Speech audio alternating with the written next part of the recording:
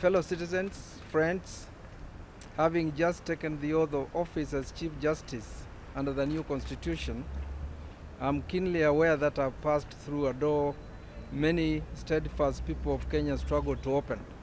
As a country, we now stand on a constitutional frontier from which we expect to put tyranny, oppression and exploitation, opacity and impunity on the back foot, while making strides towards freedom, opportunity, and transparency and liberty. Despite the wide support for reform in the judiciary, I come to this office without illusions about what the citizens of this country expect of me, my colleagues, and the institution I'm privileged to lead.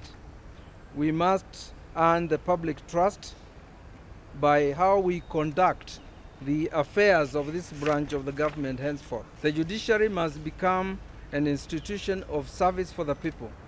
I'm humbled by these expectations, and I will keep this humility in performing my obligations as Chief Justice.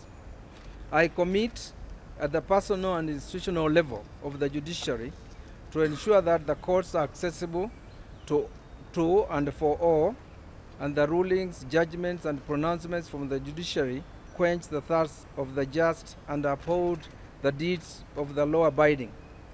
To my colleagues in the judiciary, I pledge to be true to the words of oath of my office, to uphold the dignity and respect for the judiciary and judicial system. In return for the independence the Constitution of Kenya secures for us, we as judges must guard against becoming captives of political, commercial, or other interests. Failure to observe and respect this constitutional design of separation of powers will not only imperil our nascent democracy, but also be an unforgivable assault on the sacrifices and aspirations of the Kenyan people. The high standards set in filling judicial offices need to be replicated in other agencies of government involved in the administration of justice. To the members of the bar, I urge you as our partners in the administration of justice to use your advocacy with integrity in order to help us keep the scales of justice in equilibrium. We acknowledge the great contribution of the Law Society of Kenya to the progress of our country's democratization. As we in the judiciary undertake the difficult exercise of restoring public confidence, we invite your support, but in equal measure expect you to radically lift the ethical standing and the conduct of members of the profession.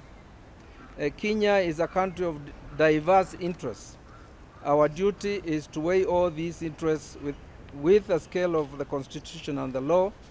In doing so, we shall strive to live up to the values enshrined in our Constitution and bind us to uphold tolerance, non-discrimination, and inclusivity.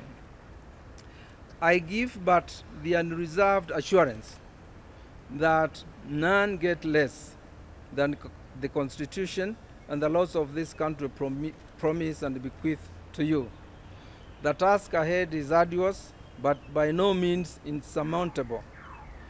As a man of all faith, I call the prayers for more Kenyans as we, together, build a strong judiciary that enjoys the confidence and the respect of all citizens. We are going to uphold the Constitution and the law of Kenya as we discharge our mandate.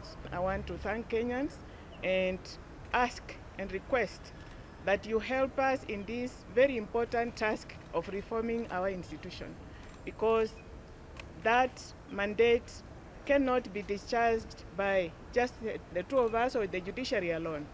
It has to be an exercise that is undertaken by the entire society. So we shall bank on your support.